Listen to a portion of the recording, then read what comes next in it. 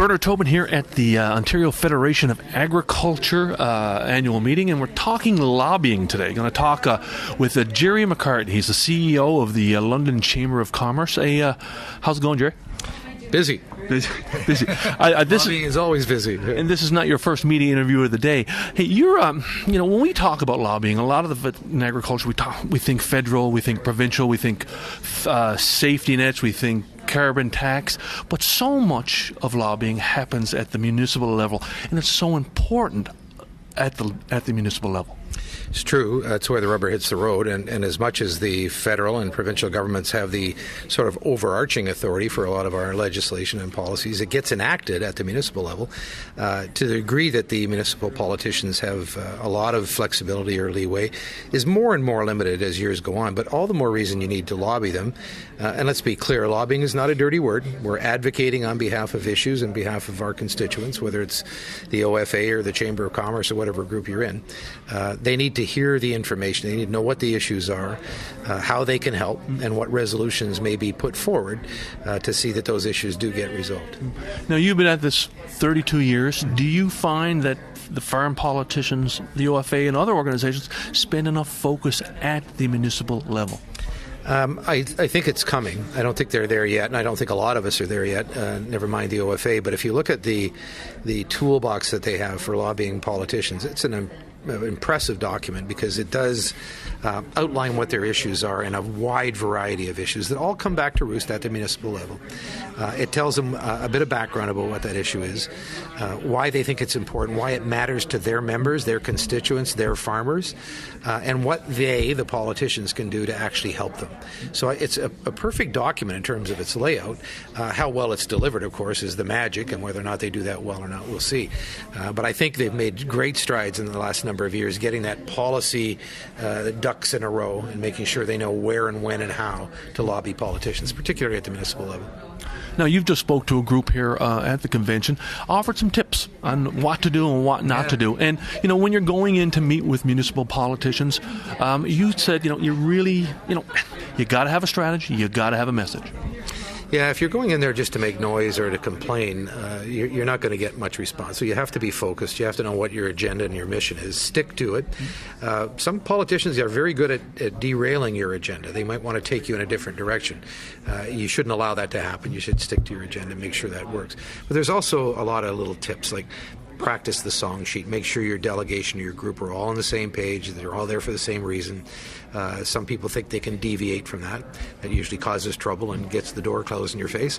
And little things like making sure you're telling them how many people are coming, who's coming to this delegation meeting, and don't show up with more than that because you just irritate them. It's human nature, lobbying.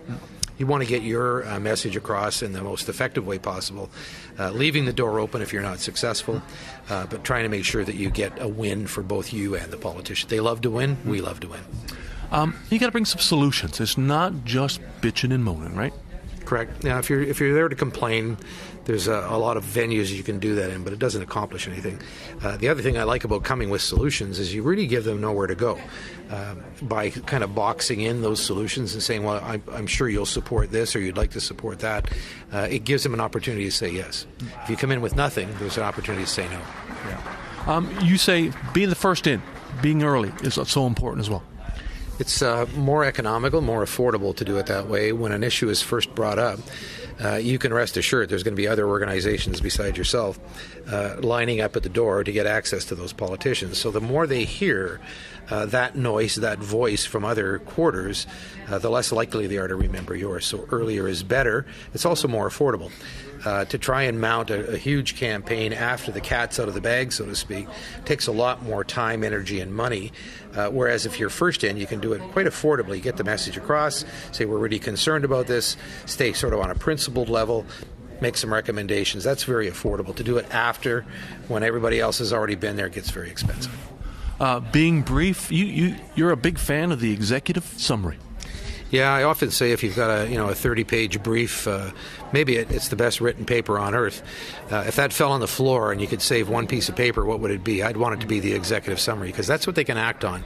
They can remember it. It's easy to read. It's in bullet form, not complicated. Always have an executive summary. And I'd lead with it and say, here's our executive summary. In case you don't get a chance to read the whole document, let's focus on these 10 bullets or 6 bullets, whatever it may be. You also said, be relentless. This is not a one-meeting activity, not a one-meeting mission. 3 or 4 years. If you hit a home run every time you went up to plate, you'd be a superstar making $50 million a year. We don't do that. We're lucky if we get singles and doubles. And the same applies to lobbying. Be persistent. Have patience. Sometimes it takes a long time to get things accomplished and to move those yardsticks. And it's penetration. Remind them until there's action. I mentioned at the meeting today that sometimes you write a policy paper or resolution that is about to come off your books or has a sunset clause to it. Be careful about what you throw out, because they may just be at the verge of taking action on that 3-year-old paper and you're prepared to throw it out. What does that say? It says you're no longer interested. So be careful about timing on those things. Sometimes it does take 3, 4, 5 years to accomplish your goals.